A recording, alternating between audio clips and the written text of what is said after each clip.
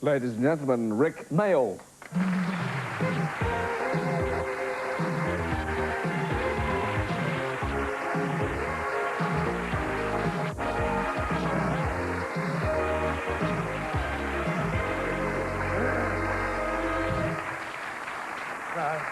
Well, we got you at last. Yeah. Now, that's Before we start, can I just say happy birthday, Mum?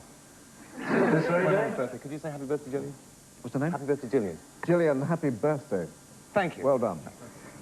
Now, what do you want? Well, that's all I wanted, really. Good enough.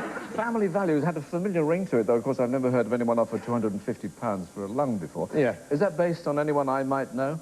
I don't know who you know, Michael. Do you know any psychotic, alcoholic, 50-year-old maniacs? Most of my friends. No, it's not based on anyone. It's Granada. I'm doing a trilogy. I've done a trilogy of films for Granada, and Mickey's just one of them. I play different people in each film. Well, I've seen that one, and the audience in it made up of ordinary people, I presume. I mean, yeah, they were on a Granada tour at the time, and they were just dragged in. And they had to stay there all day. Well, they enjoyed it very much, obviously, and you were doing it so well, and you had to act, of course, but did it stimulate you to take an interest in actually doing a game show? No, I don't think I'd ever do a game show. No, I don't think I'm really cut out for it, really.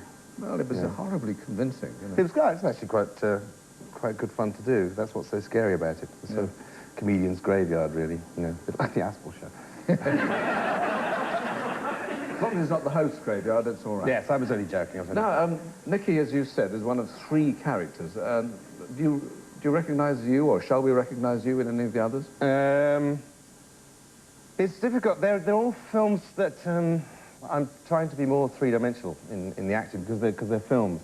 They're not so two-dimensional as most of the sort of nose-picking, farting sort of things I normally do.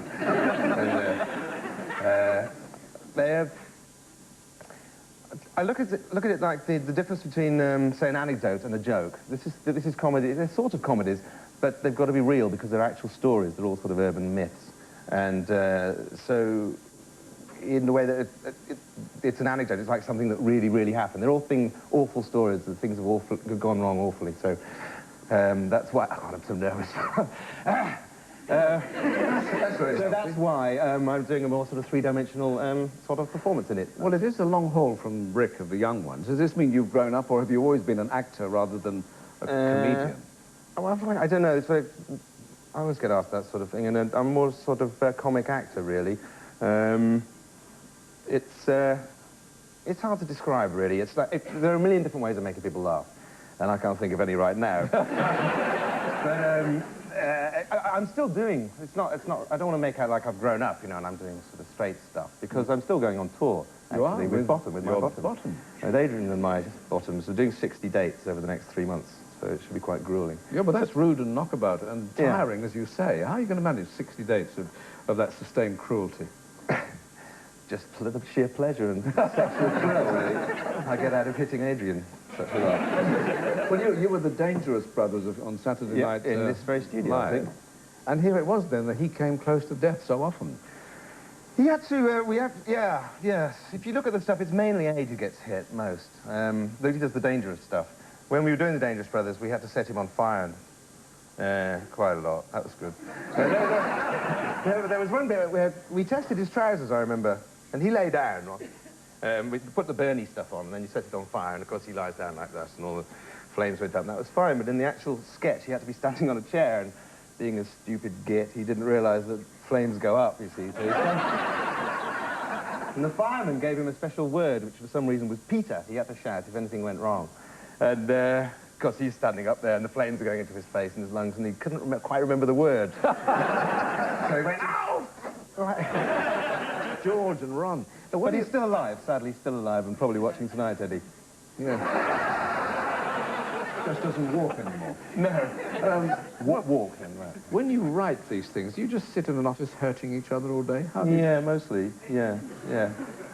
Writing's, I think as Mel Brooks said that any writing partnership, you get a pacer and a typer. And Aid's the typer and I'm the pacer. Which gives me lots of opportunities. I'm sort of behind him a lot. You know? Yeah. I understand that. Now, New Statesman's Alan Bastard was a ready-made character, which you didn't have to work on in that sense. Was it a dream role for you? Yeah, I mean, I went to Marks and Gran, who got got an award the other night, didn't they, at the BAFTAs? Bastards. I wasn't at the... Yeah. I wasn't at the BAFTAs. No, it was a little clip of me, you know. Adrian's wife went off with the best comedy, I believe. Absolutely wonderful, marvellous. No, I've got a few BAFTAs, that's all right. There's a newspaper report... And an Emmy, you know. Oh, you've done rather well. Yes. There's a report, a scientific report in one of the papers, I can't see it there now, but it says that how many, 7 out of 10 MPs are rude and nasty like Bastard. Only 7 out of 10. Must be a Tory newspaper. He seems to be an amalgamation of several politicians. I know what you're going to say. Who is he based on? No, I mean, do you recognise anybody there at all? Yeah, yes, quite a lot of them. I mean, Lawrence and Morris, Marks and Gran, and I said, well, shall we bring down the Thatcher administration? And we said, OK. And it worked. Apart from... Oh, no. Much appreciated. You'll go blind. But apart from those people you've actually destroyed, those still extant, or whatever the word is, have you had much reaction from the cabinet? I remember when it first came out, there was MPs from all 3 parties saying it was absolutely disgusting and should be taken off the BBC.